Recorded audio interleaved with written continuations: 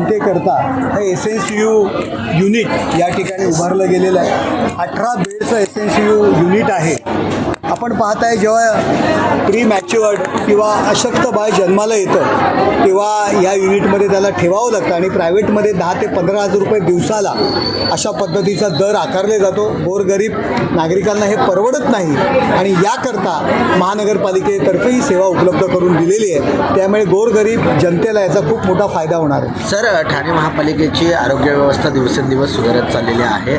मागील अनेक वर्षांपासून जे काही समस्या उद्भवत होत्या त्यावर आता तोडगा जो आहे तो निघायचा आहे. एक आनंद होतोय की माननीय एकनाथ शिंदे साहेब यांच्या मार्गदर्शनाखाली ठाणे महानगरपालिका ठाणे शहर बदलते आपण नेहमी म्हणत असतो आणि खरंच ठाणे शहर बदलतं आहे. आपण पाहताय कळवा हॉस्पिटल असेल, आमची हार्ट केअर युनिट असेल, धर्मवीर आनंदिगे जे सेंटर असेल, वेगवेगळे हॉस्पिटल्स असतील, त्याच्यामुळे अत्याधुनिक सुधारणा, अत्याधुनिक यंत्र, खूप चांगले डॉक्टर्स उपलब्ध करून दिलेले आहेत. ठाणे शहर नक्कीच बदलतं आहे एकनाथ शिंदे साहेबांच्या मार्गदर्शनाखाली आणि आमचे सर्व पदाधिकारी त्यासाठी मेहनत करत आहेत. लोकांना दिलेली शब्द आम्ही पूर्ण करतो आणि म्हणूनच ठाणेकर गेले कित्येक वर्ष आमच्यावर विश्वास ठेवून ही ठाण्याची सत्ता आमच्या हातात देत आहे. सकाळी संजय राऊत यांनी पुन्हा एकदा एकनाथ शिंदे यांच्यावर टीका केलेली आहे आणि असं म्हटलं की गद्दारी आणि बेईमानी यांचा पर्यायी शब्द म्हणजे एकनाथ शिंदे आहेत आणि त्यांनी अनेक खोटे भरून ठेवलेले आहेत, अनेक कोटी जमवून ठेवलेले आहेत. माझ्या विरोधात जे गोष्टी आहेत त्या हे बघा, दिवा विझताना त्याचा प्रकाश थोडा मोठा होतो.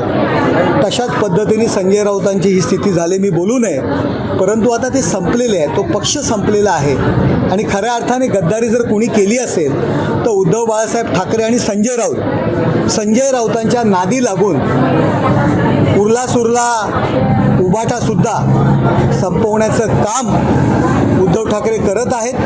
संजय राऊत स्वतःला पक्षप्रमुख समजत आहेत आणि तुम्हाला माहिती आहे काँग्रेसची दलाली त्यांनी सुरू केलेली आहे. शरद पवारांना ते सांगतायत तुमचा पक्ष तुम्ही काँग्रेसमध्ये विलीन करा. खऱ्या अर्थाने ज्यावेळी शिवसेना भाजप युती म्हणून निवडणुका लढल्या पण सत्तेकरता यांनी काँग्रेसबरोबर आघाडी केली. बाळासाहेबांचं हिंदुत्व यांनी सोडलं. त्यामुळे गद्दारी यांनी केलेली आहे. एकनाथ शिंदे साहेबांनी बाळासाहेबांचं स्वप्न, बाळासाहेबांचं तत्त्व आणि बाळासाहेबांचे विचार पुढे नेण्याचं काम केलेलं आहे. आणि खोक्यांची कसल्या गप्पा मारतायत? अरे मुंबई महापालिका अख्खी यांनी लुटून खाल्ली. मुंबई महापालिकेची काय दशा केलेली आहे. त्यामुळे खोक्यांची भाषा यांनी करू नये, यांना अधिकार नाही आहे. आणि संजय राऊत मी नेहमीच म्हणतो की मानसिक स्थिती त्यांची बिघडलेली आहे आणि म्हणून अशा पद्धतीने त्या गप्पा आणि बडबड करण्याचं काम करत आहेत. राम मंदिर घोटाळा असेल, तसंच अमित शहा पक्ष चोरला, अशा प्रकारची देखील भाषा आता विरोधक.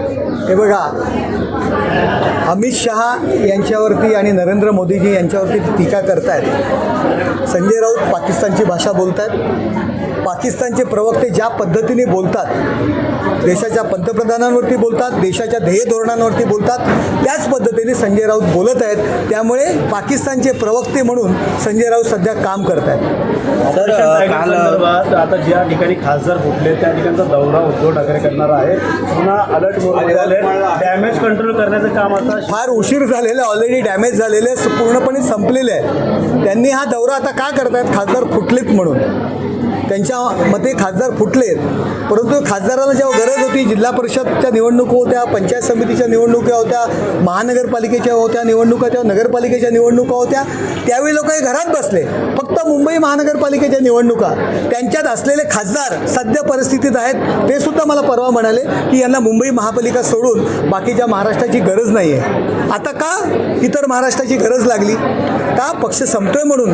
पक्ष रोज दिवसाला शेकडो हजारो कार्यकर्ते यांना सोडून एकनाथ शिंदे साहेबांना जॉईंट होत आहेत. तुम्ही किती फिरा, काही करा, परंतु आता पक्षाची जी तुमच्या अधोगती सुरू आहे ती काही थांबणार नाही. श्रीकांत शिंदेला सर, केंद्रामध्ये एक केंद्रीय मंत्रिपद आणि एक राज्यमंत्रीपद मिळणार आहे शिवसेनेला. या संदर्भात काही नावं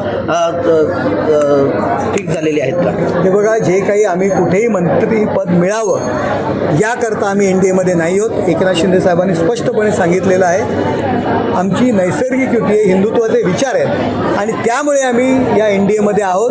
मंत्रिपद मिळो ना मिळो, मिळालं तर नक्कीच आनंद आहे एक्स्ट्रा, परंतु आम्ही मंत्रिपदाकरता एन डी एमध्ये गेलेलो नाही. आम्ही उद्धव बाळासाहेब ठाकरे यांच्यासारखे नाही आहोत की ज्यांनी भाजपाबरोबर युती केली आणि मुख्यमंत्री होण्याकरता काँग्रेस राष्ट्रवादीबरोबर आघाडी केली. सर, ऑपरेशन टायगरच्या 3.0च्या चर्चांना आता उधाण म्हटलंय. खासदार ज्याप्रमाणे आता फुटून शिंदे गटात आले, 14 आमदारांनी गुप्त बैठक घेतलेली आहे. बघा, शिंदे साहेबांना रोज आमदार सर्वजण भेटत असतात, नगरसेवक भेटत असतात, आम्हाला भेटत असतात, त्यांची कैफियत मांडत असतात.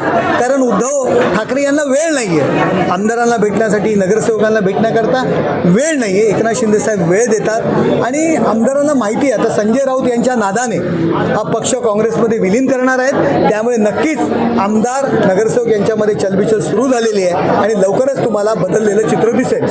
मुळात काही तांत्रिक बाजू आपण समजून घ्यायला पाहिजेत. खासदार निधीच्या संदर्भात काही हेळसाडपणे वृत्त दिले जात आहेत. मी तुम्हाला गेल्या आठवड्यात जाहीर पत्रकार परिषदेमध्ये सांगितलं, खासदार निधी हा प्रत्येक खासदाराला 5 करोड रुपयाचा असतो. त्यामध्ये 50 लाख रुपये GST म्हणून कट केला जातो.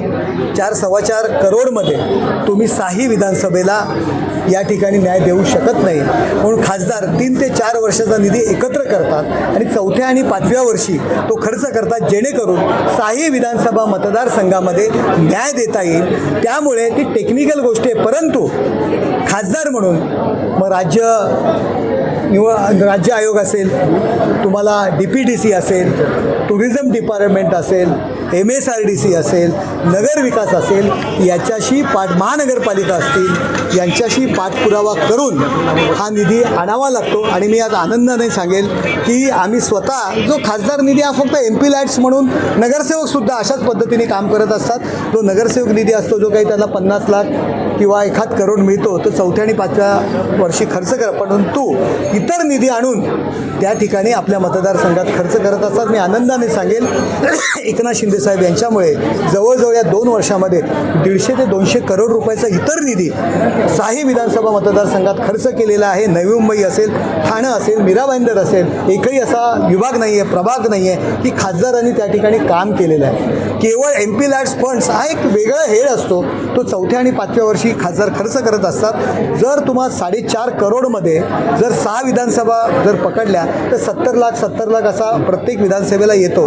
त्यामुळे 2 किंवा 3 छोटी छोटी कामंसुद्धा करू शकत नाहीत. बाकीचे लोक नाराज होतात. म्हणून सगळा निधी एकत्र करून तो कॅरी फॉरवर्ड होतो 4थ्या किंवा 5व्या वर्षी. मग 2-2, 3-3 करोड प्रत्येक विधानसभा क्षेत्राला तो निधी दिला जातो आणि अशा पद्धतीने तो खर्च केला जातो.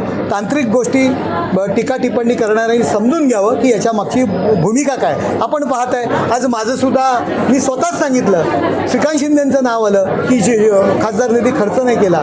खासदार निधी आम्ही 4थ्या किंवा 5व्या वर्षी खर्च करतो. आज आम्ही प्रत्येक मतदारसंघामध्ये किमान सर्व 6 विधानसभा जर पकडल्या तर किमान मी जवळजवळ 200 करोडपर्यंत निधी आणलेला आहे वेगवेगळ्या मार्गाने, वेगवेगळ्या डिपार्टमेंटनी.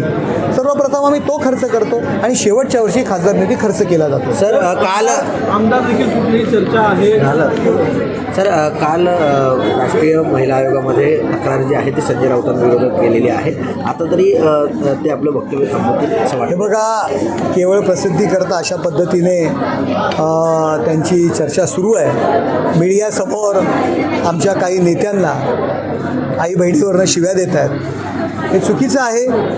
आणि माझी माध्यमांनासुद्धा विनंती आहे की न्याय हा सगळ्यांना दिला पाहिजे. अशा पद्धतीने बोललं जातं आहे. आपण मला संजय दिना पाटील यांच्या संदर्भात सुद्धा आत्ता विचारणार आहात. मला माहिती आहे आमच्या प्रत्येक नेत्याला आपण विचारताय. संजय दिना पाटील यांनी स्वतः दिलगिरी व्यक्त केलेली आहे. त्यांच्या वक्तव्याचा आम्ही कुठेही त्याची पाठराखण करत नाही.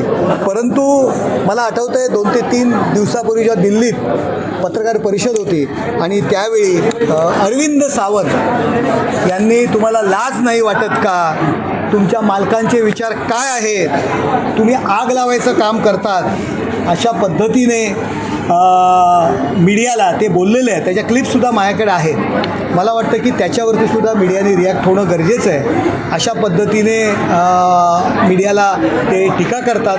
संजय दिना पाटील यांच्या वक्तव्याची भलामण आम्ही करत नाही, त्यांनी दिलगिरी व्यक्त केलेली आहे. परंतु अरविंद सावंत यांनी जे मीडियाच्या संदर्भात तुमचे मालक कोण, तुम्ही म्हणजे जी पद्धतीची भाषा वापरलेली आहे, लाज वाटते की नाही अशा पद्धतीची भाषासुद्धा वापरलेली आहे. संजय राऊत चला निघून जा, जेव्हा त्यांचं बाईट संपते तेव्हा ज्या पद्धतीने ते बोलतात, मला वाटतं की त्याचासुद्धा विचार मीडियाने करायला पाहिजे. सर संजय दिना व्यक्त केलेली आहे. त्यांनी ज्या पद्धतीत बोलणं झालं ते त्यांच्याकडनं खूप मानसिक त्रासामुळे बोललं गेलं हे स्वतः त्यांनी सांगितलेलं आहे. त्यामुळे आता या विषयावर जास्त चर्चा करणं गरजेचं नाही, परंतु न्याय हा दोन्ही बाजूनी व्हायला पाहिजे. अरविंद सावंत यांनी जी लाच काढली होती, मालक कोण, मालकाचे विचार काय, तुम्ही हे झालं तेव्हा काय करत होतात, ते झालं तेव्हा काय करत होतात, अशा पद्धतीचा मीडियाला जेव्हा प्रश्न विचारले तेव्हा त्यांच्या संदर्भातसुद्धा मीडियाने